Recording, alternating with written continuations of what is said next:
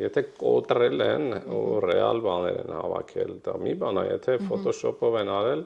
ուրիշ։ Եթե Photoshop-ած ինչ որ նկարներով են սպառնում, պարզապես պետք է այն հայերեն ասած ռադ անել դրանց, բլոկել ու պրծնել։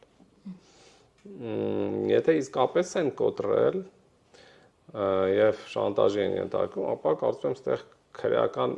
հանցանք կա եւ պետք է դիմել ոստիկանության։ Իհարկե ոստիկանությունը չի հասցնի արագ ինչ որ բան անել։ Ամեն դեպքում այս հանցագործները հենց դրա հույսի վրա են, այսինքն իրանք դնում են պահանջ 24 ժամ, 48 ժամ, ոստիկանությունը հազիվ հասցնի դիմում վերցնի այդ ընթացքում, հա։ Բայց պետք է դիմել, որպեսզի վերջի դրանց մի օր բռնեն։ Որտեվ շատերը չեն դիմում, ու նրանք հանգիստ տարիներով աշխատում են։ Երկրորդը իհարկե կարևոր է հոգեբանական վիճակից դուրս գալ, որովհետև մարդ հայտնվում է